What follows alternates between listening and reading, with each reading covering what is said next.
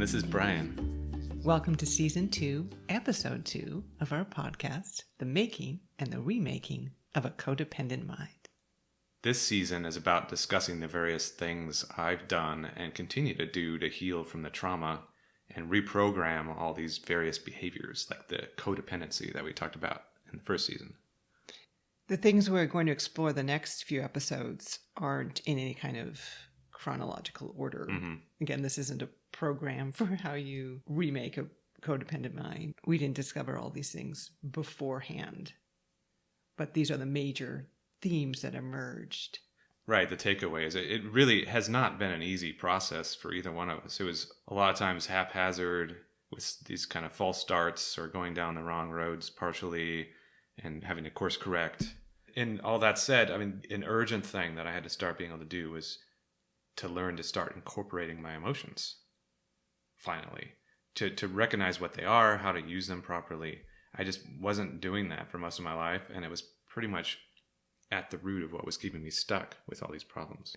And it was equally important to be able to recognize the source of your trauma and the effects that it had, one of which, a huge one, was this emotional disconnect and deregulation. Yeah.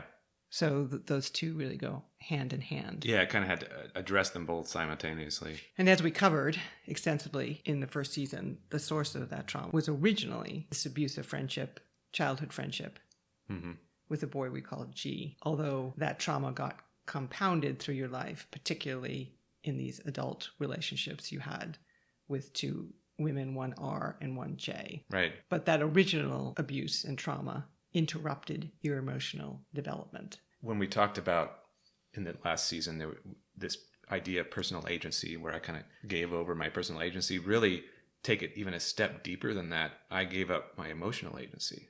So it didn't feel safe for me to express things with G, like anger and sadness and things like that. So I immediately just kind of started deferring to him. Just tell me what I was supposed to be feeling, more or less. Right. So you felt unsafe to do any kind of emotional processing yourself. So you kind of outsourced that to him, which he, in fact, demanded and attempt to violently enforce. You were supposed to be feeling the same thing that he was feeling. For instance, the story you told about when he had lost his favorite toy, forcing you to bury your favorite toy. To lose my favorite toy, basically. Yeah, right. Yes, and if he was angry at someone, you had to be angry at someone.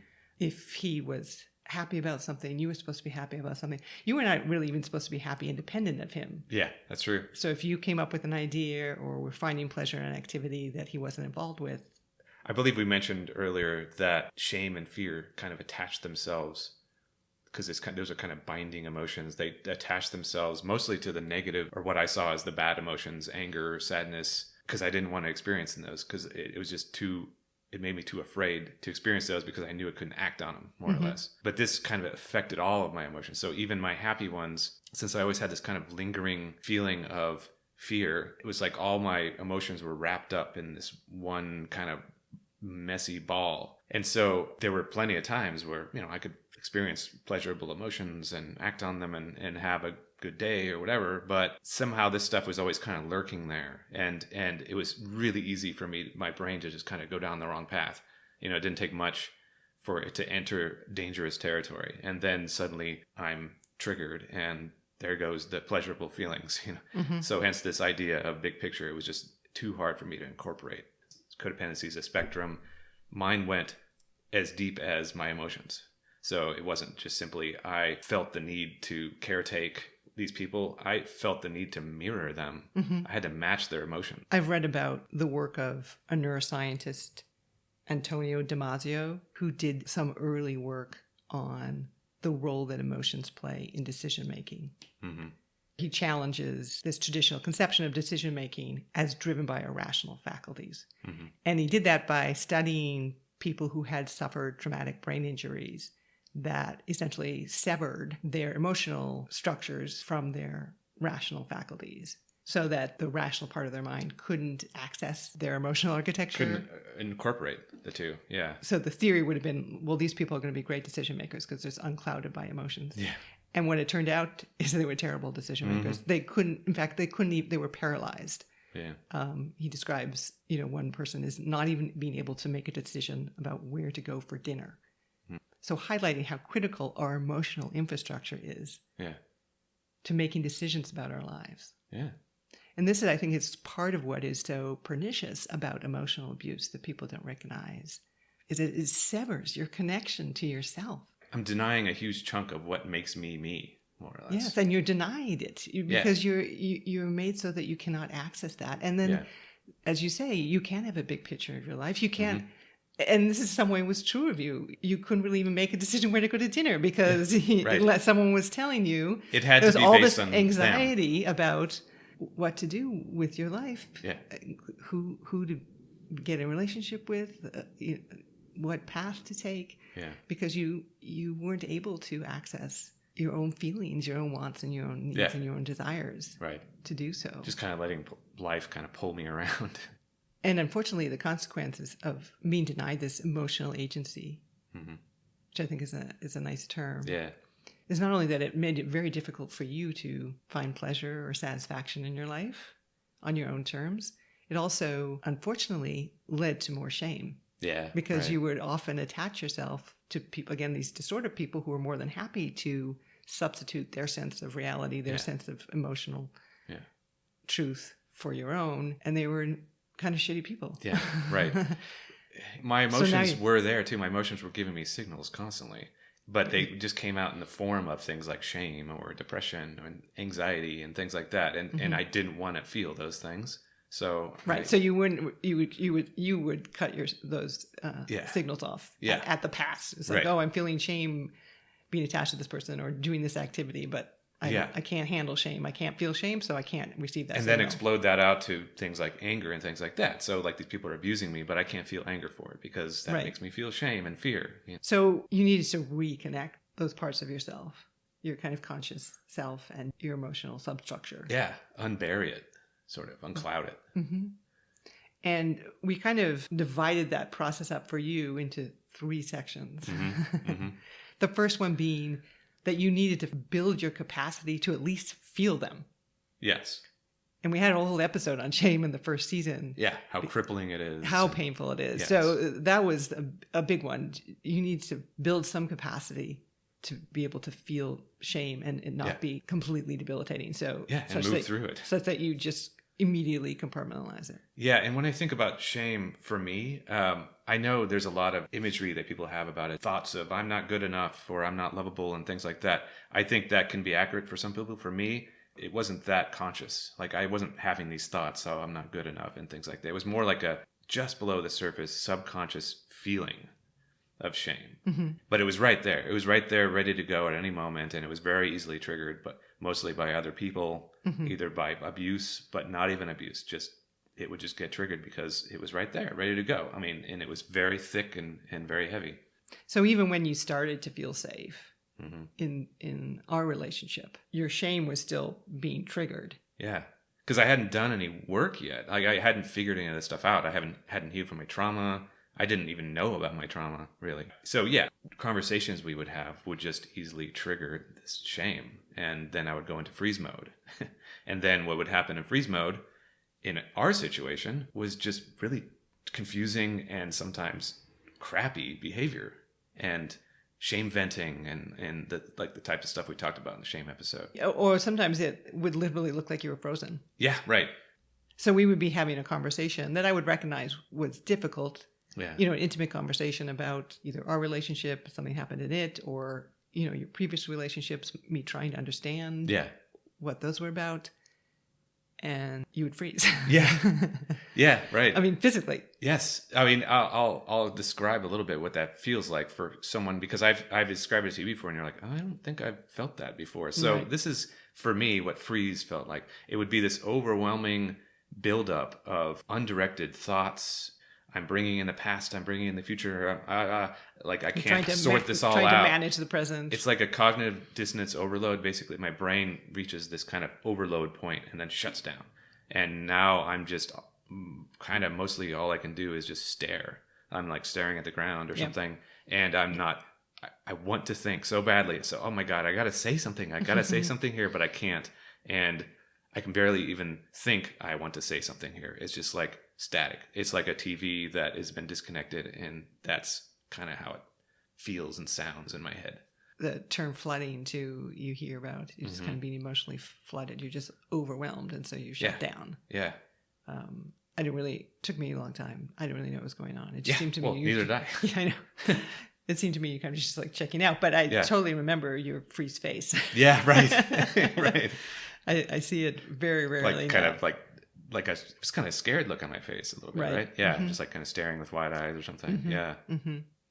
The difference though with this freeze experience I had with you was that at my core, I felt safe. Even though I didn't know this was what I was experiencing, freeze, shame, all this stuff, trauma triggers, I felt safe. And so it felt like I was where I needed to be with the person I needed to be with. Like, so this is uncomfortable. This is making me feel really crappy, but it's okay.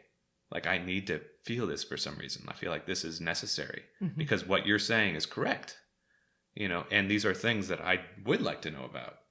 So you did start to sit with it. Yeah. Not deflect, not actually run away. I mean, it wasn't always perfect with that. There were times where freeze generated a terrible response, but it took a lot of practice, basically. Like, I knew that I needed to sit with this. There were several occasions where I was like, no, what I need to do is just like empathize. I need to sit here. I need to listen to what you're saying and to the extent that you could. This. Right. Yeah. So that was I think the kind of capacity building where you just started. Yeah. Even though you were flooded or overwhelmed or frozen, all of these physical metaphors, you sat with it enough to begin to thaw out. Yeah. Yeah. Or if it's flooding, you got back up on your feet. You just you didn't let yourself completely get swept away by this.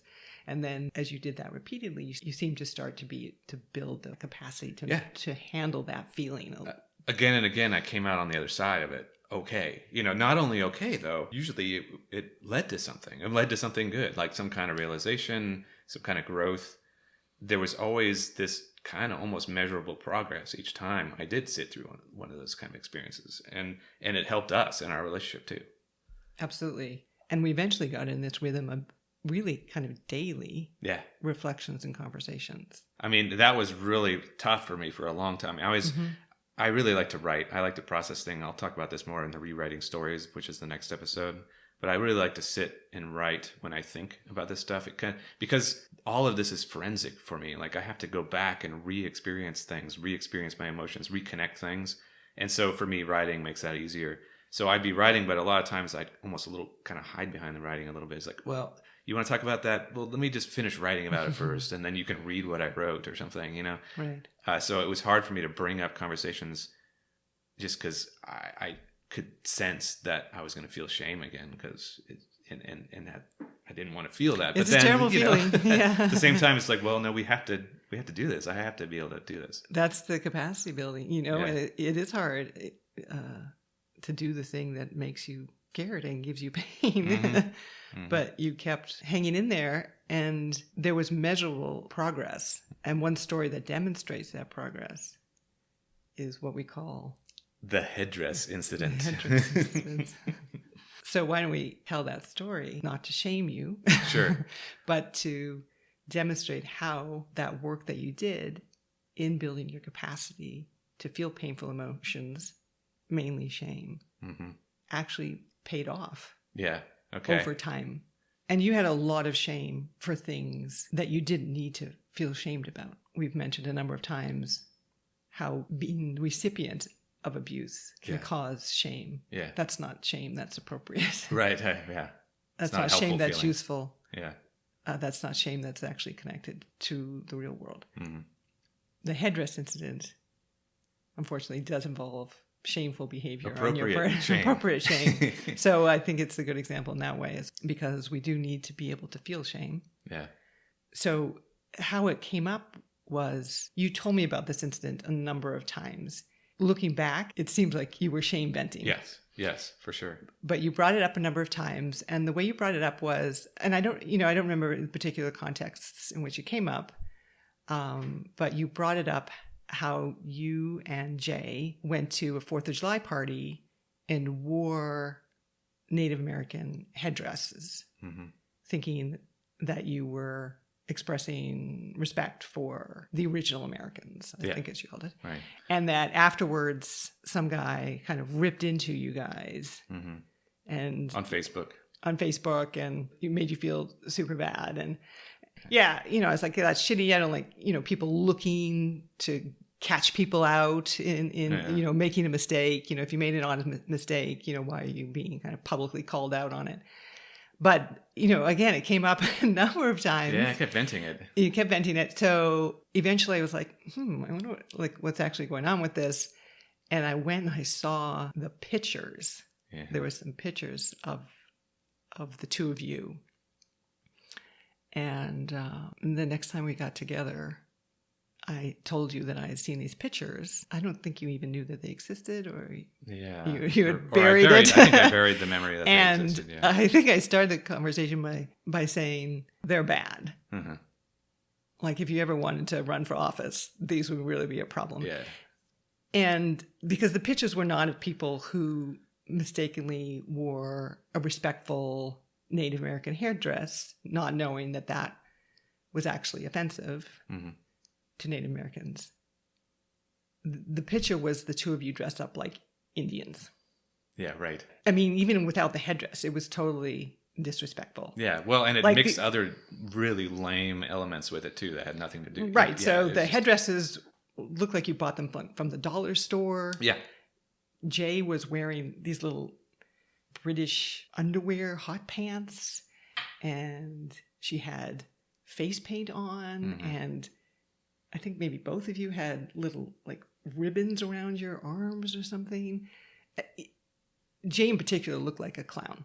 There was no way that this looked like respectable. An attempt. A respectful attempt to honor Native Americans. It looked like a narcissist. Yeah. Wanting to make a point about how cool she is. Oh, you were all celebrating the 4th of July, but the Indians were here first, but knowing nothing about Native American culture. And yeah, there was also, we wore signs on our back, taped to our back, that said, honor Native treaty rights. Right. And as if it was kind of... Neither of you could name a treaty. Right.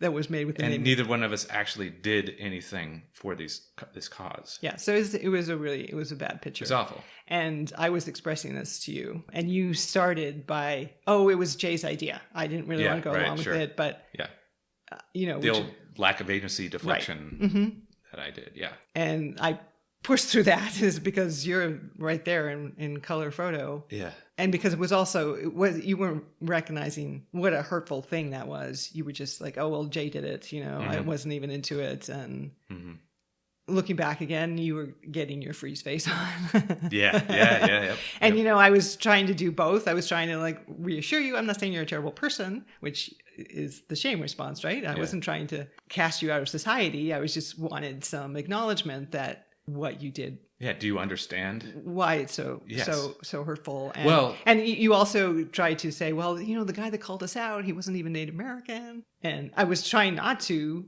do the whole cancel culture. You're a terrible person because you did this one terrible thing. Yeah.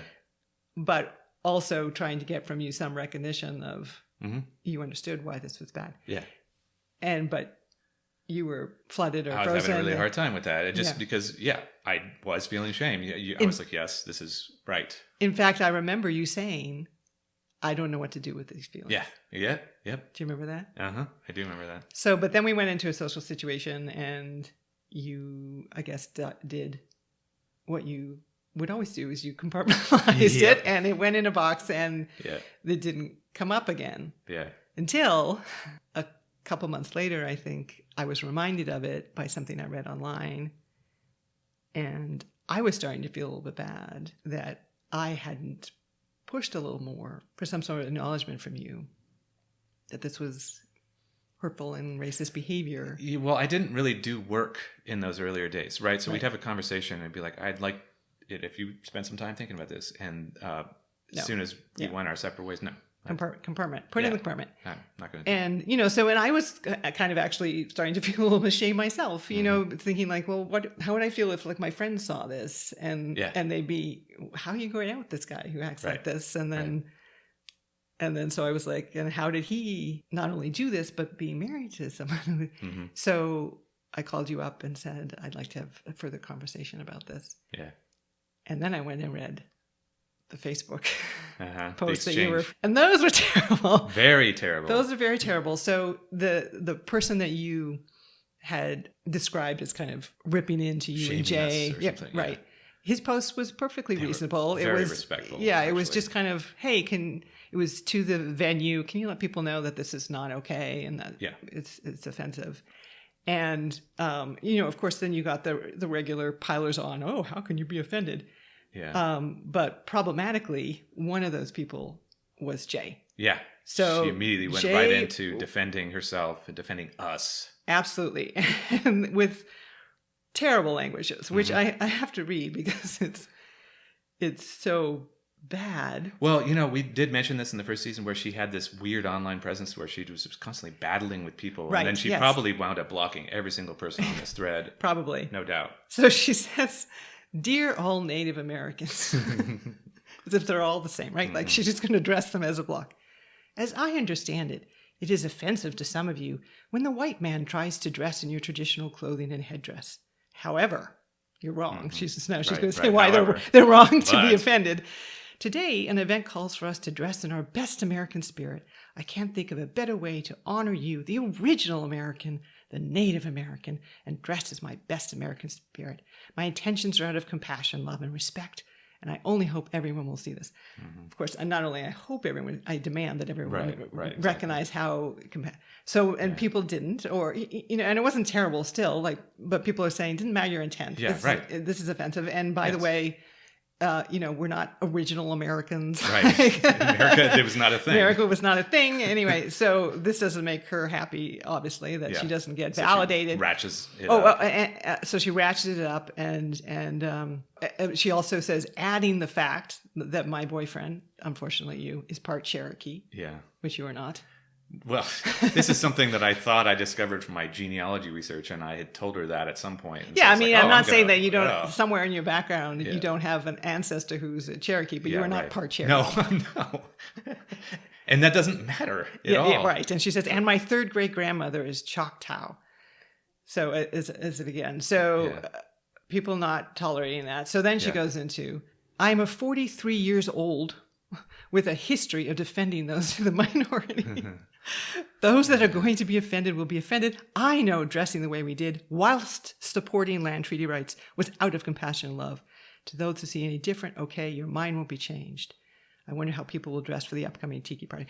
And then she's like, I'm checking out. People are, I'm done. Doesn't matter what obviously people just want to be offended, even though clearly I'm a 43-year-old white woman who...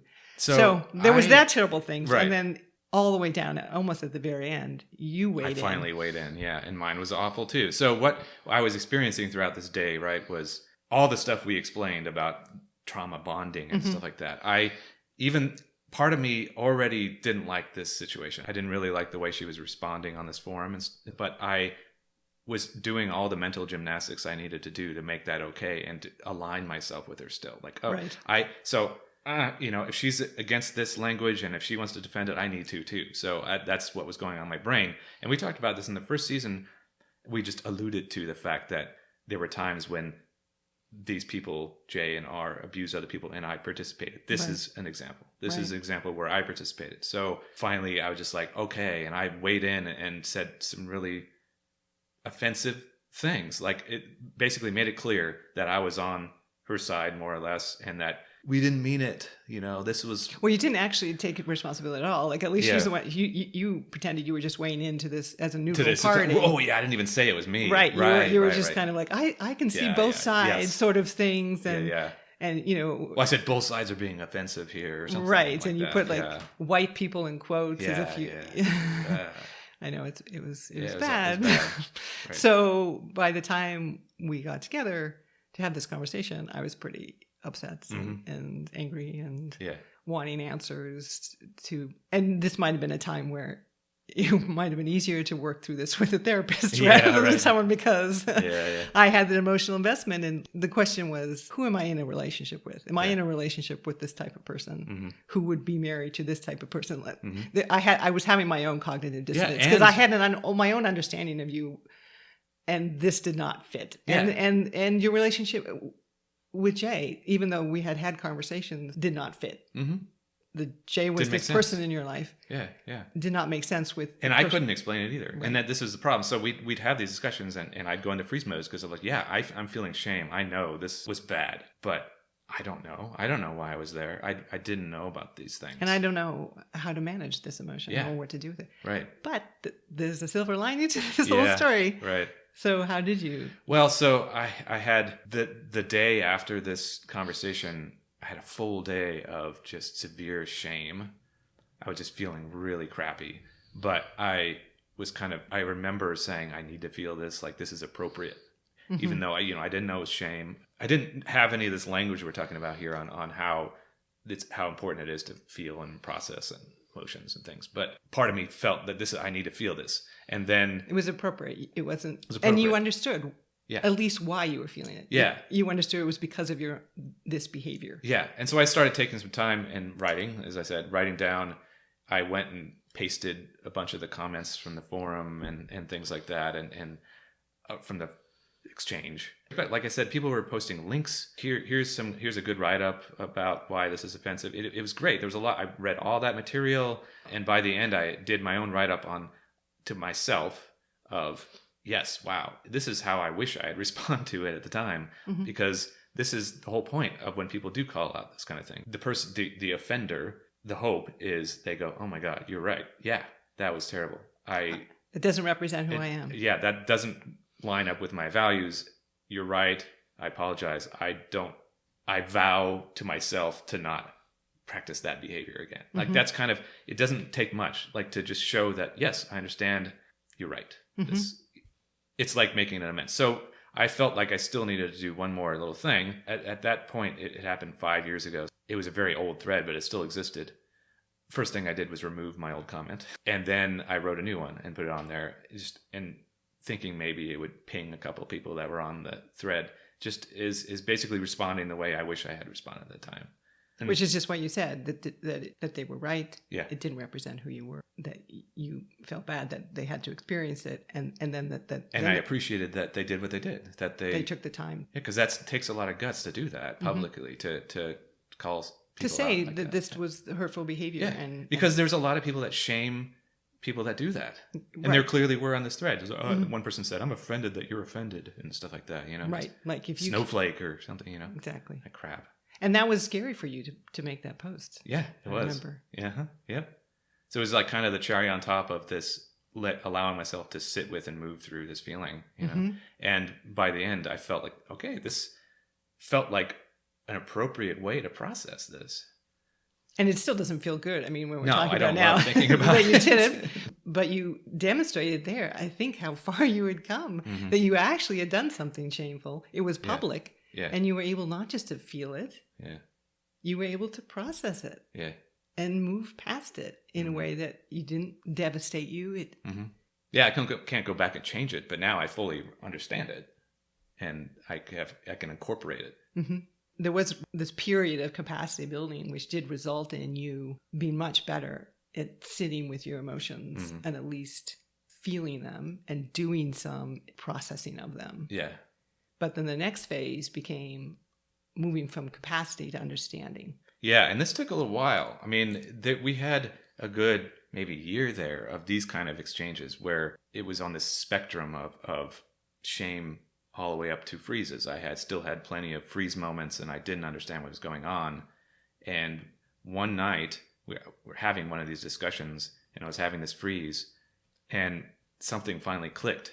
I was like, wait a second, what's happening here? Like, why am I feeling? I actually tuned into what I was feeling, like what was going on in my body. Right. Like, I was like, oh, my chest is tight. Like, I'm sweating. I was having anxiety. And this wouldn't have been an argument, feeling. or maybe not even a difficult conversation, but right.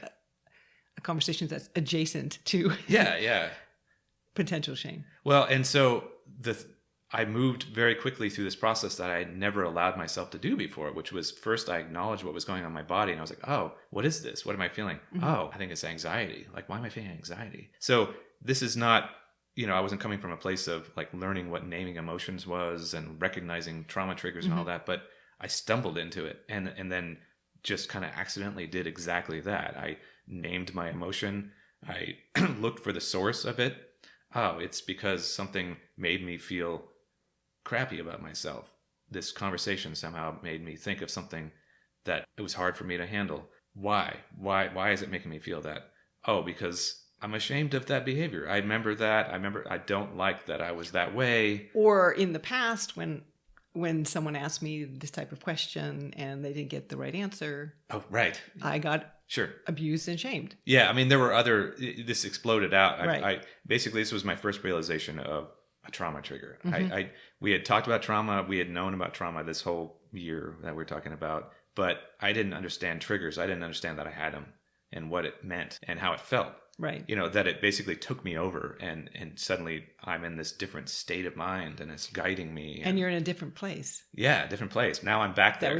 Right. And so when I had this realization, it went from conversations like this often ended with freeze, and then we had to kind of stop talking, and then maybe the next day we bring it up and recover from it, but it would take at least 24 hours to recover from it. This one we recovered that evening, that sitting, because I went, oh, well, am I actually experiencing what I'm feeling? Like, is this unsafe? Am I being attacked here? No, I'm not. Yeah. What am I afraid of? Yeah, what am I afraid of? I'm afraid of just remembering stuff.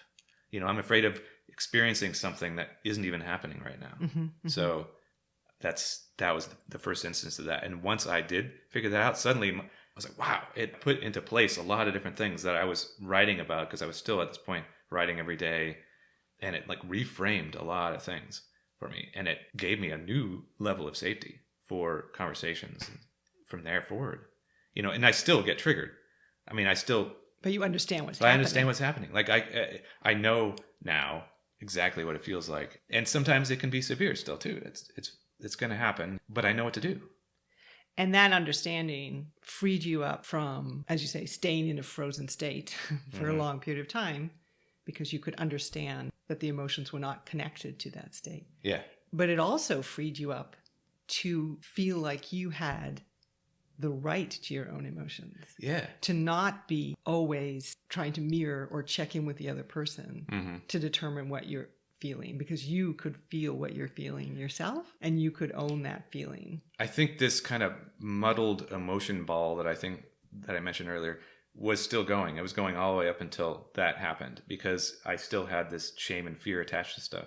Because I didn't know about that, and I had fear of conversations. I had fear of intimacy and being vulnerable, more or less, kind of. And fear of not having the correct emotional response to someone else's emotions. Right. So, but once you understood that what was being triggered was past trauma and abuse, you were able to allow yourself slowly to feel your own emotions. So the one I'm thinking about most is anger. Yeah. Where you did not allow yourself to feel anger. Yeah, the best I could do was turn it into resentment. I really did not feel safe expressing anger. But you were able to start to recognize that you did not have to be afraid of your anger as well. Absolutely, you in the past were in situations where expressing anger was dangerous and could have gotten you even physically abused, but certainly verbally and emotionally attacked if you had expressed anger. Right. And it did. In fact, you did try to express anger, and that's what happened. And it went badly, right? It went badly, and it escalated. The other person became more violent. Yeah. You started to realize that suppressing your anger was a trauma trigger. Yeah. And that you could be angry with me, at me. You haven't yet. We're working on that. But you could be angry at other people and express that anger. Yeah, so there's a particular incident, what kind of like the story we just told about shame, that I feel is a pretty good example of latter days of me actually feeling anger coming on, sitting with it, identifying it, and figuring out that it was appropriate, and then responding to it. Like, so I went through this whole process with the feeling of anger. Because a lot of times I can also remember up until this point having it start to bubble up and then, immediately feeling unsafe and pushing it down. And this one came about from our conversations about the couples therapist that you went to with R. She's come up a couple of times because she's the one that in the initial session with the two of you, after you described R's behavior, said to R, you're being abusive. It sounds like you're being abusive to him. Right. But then... shoving that under the rug. Shoving it under the rug. And in fact... doing some pretty terrible things, validating R's story about you, that you just needed to be more masculine. Right. And it was your fault. Some of the things that she did and said almost kind of amounted to shaming in a way. When I look back and I recreate this, and I was like, wow, that was a terrible experience. It was terrible. So, but you had not allowed yourself to feel that. No. In fact, I rewrote the story. You had she friended you on Facebook, the therapist. I had a party and invited her to it. Right. So she came. So you had left her a glowing review on Yelp, which was still out there. Right. I had excused pretty much every step of that entire process. I had rewritten a new story for that entire process to where I felt fine about it. Not only fine about it, almost good about it. Like, yes, that was good. Oh yeah. She helped us she facilitate the end of the R relationship and all this stuff. Just like, what am I going to look, silver line am I going to look for here? You know? But finally we're having this discussion about it, and it's like, wow, no, that was not okay. This was not okay. That was not okay. This was actually a horribly irresponsible and hurtful, right? Damaging. Yes, it was damaging therapeutic experience. So yeah, I was starting to feel very angry about that, and it took me some false starts, and I had to really sit with it to allow myself to feel that, because I remember clearly gaslighting myself when I started to feel it, going like, oh no, I can't now. Here come the excuses again. No, I can't. Right. No, I'm not justified in this. Right. Doing this. Yeah, I'm not justified in that whole fear of being angry and maybe having to take action. Yeah. Right. So you worked through that. Yeah. That you were justified. You know, when we worked through that together, again, it's helpful to have another person, sure. which was me in this case, saying like, no, that's not okay for a therapist to do that. Right. But then also the fear was still there, because then also came and so we started to talk about taking down the Yelp review and replacing it with a more honest one. Yeah. And you had all this fear. Well, what might she do? What could she do to me if I do that? You know, like what kind of access does she have? Well, this is the same exact thing that every other time, like when I was going through the divorce with Jay and stuff, like we'll maybe get into that in another episode, I'm sure. But yeah, just like what's going to happen? What are the repercussions of me expressing my emotion? Right, because everyone is more powerful than you. Right? Yeah, right. So taking any kind of action against someone else that you see as more powerful is scary. Yeah, so it's not like I'm sitting there, I don't have a right to express my emotion, but that's the effect, right? That's effectively what I'm doing. No, everybody else's experience is more important. I need to honor that no matter what it is. I'm not allowed to be angry. But you worked through that as well. Yeah, I worked through that, and I let it come back, and I said, I need to respond to this somehow. So yeah, what I wound up doing was, I didn't take down the review, but I went and did an updated review on that. So, you could still see the original and say like, I have to update my review here. And, it didn't go into specifics. And there was no name calling. There was no belittling her. Right. It was just straightforward. I didn't have a good experience. Yeah. Here's a few things that kind of generally what happened. And so I can no longer recommend this person, Yeah. Yeah. It was a very mature expression of anger. By the end of that, it felt good. It felt right. You felt powerful in a good way. Yeah, I didn't feel scared anymore. Once I put down, I was like, there we go, it's out. Ooh, okay. Kind of like this podcast in a way. Right, exactly. Putting all this stuff out there.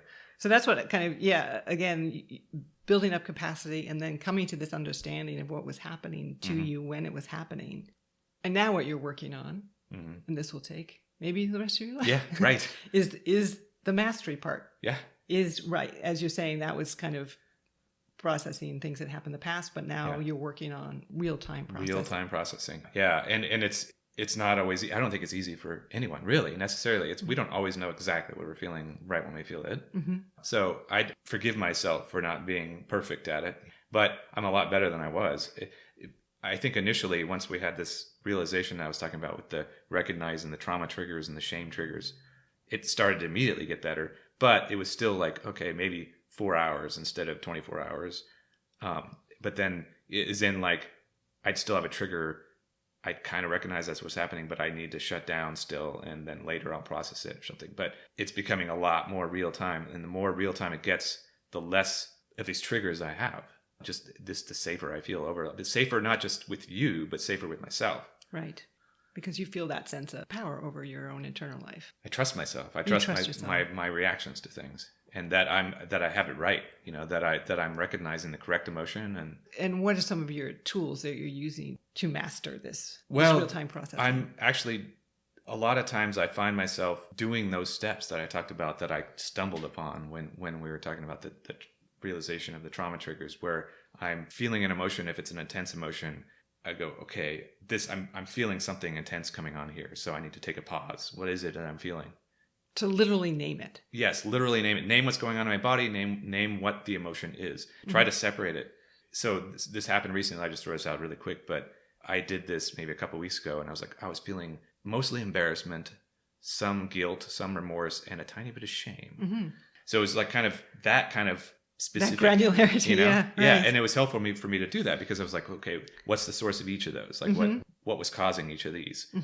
Were any of those justified? Well, yes, in some cases they were. The little bit of shame was something that I don't think I fully processed yet. So what do I need to do to finish processing that? Things like that. So I move through the whole process and then respond. So if there is a response that needs to happen, then now I can take it from a position of like, well, okay, what actually happened here? Right, and which emotion is motivating the response, which is what really emotions are for. Yeah, they're the part of us that motivates action. Yeah, and so like you were saying with that story with the study, I mean, without that, it's just like I'm just mostly just making rationalizations, and that's what I did most of the time. It's just like, okay, I've already buried the emotions. Now what story can I write to make this okay? It's so easy at that point to compartmentalize. And it becomes almost impossible to act. Yeah. Because you need some emotional content to your actions. Whether you're motivated by anger or by fear or by guilt or by love. Otherwise, you're just kind of paralyzed. Yeah. When you're making an action while you're still actually feeling the emotion, it's going to be a lot more sincere. And then the real time thing, I don't give myself a chance to rewrite the story, So if I don't let it get lodged somewhere beneath the surface and I have to write a story to get rid of it or something, like that's really hard to go back and change that. Like I've already screwed it up. But if I'm doing it real time, it's like, okay, I go through this process as quickly as possible before those things can happen. And the surprising and wonderful benefit that I've come to find is that the compartmentalization just went away. Right. You don't need any compartments because you're not stuffing anything into things. So, this overwhelming thought of like, when we start talking about these maladaptive behaviors, like compartmentalization, it's like, oh crap, I have to work on that too. How am I going to get rid of compartmentalization? No, I didn't have to work on that. It's not as overwhelming necessarily as it sounds. Like certain things kind of take care of other things. So things like my depression too, just kind of resolved itself because I'm no longer this conflicted cognitive dissonance mess anymore. We talked about the compartmentalization as a response to try to bring order to a chaotic emotional landscape. Yeah. Yeah. So once the chaos diminishes, as it has so substantially, because you're able to recognize and name and act on the emotions as they happen, you don't need compartments anymore. I feel safe in my own head now. Yeah. So the compartmentalization was an answer to being unsafe in my head and not feeling as though I could trust myself and how I would react to things. Now that I'm able to incorporate my emotions into my life, it's like I'm a whole person now at this point. And the other awesome benefit is this big picture thing that I avoided because I pretty much had to, because it would always hit the fear wall constantly. Like I couldn't do 3 steps without hitting the fear wall. Now I'm able to think big picture. I can actually incorporate my personal values and things like that into my life. I don't have these lingering demons of things that I'm not doing because I feel powerless. Being able to have a big picture view of your life is very empowering. Yeah, definitely. You just mentioned that when you were disconnected from your emotions, that the stories that you told yourself about your life were mostly just rationalizations. So the stories weren't about trying to understand your experience. They were about trying to distance yourself from shame and fear. Yeah, right. You would bury the emotions and then just rationalize away the whole situation. Rewriting those stories has been another major effort that has moved me along in my healing path. So we were going to spend the next episode discussing roles the stories played in keeping me stuck in dysfunction and the role they played in helping me free myself from that dysfunction. We hope you join us for that episode. You can find us on Instagram or Facebook by searching Codependent Mind.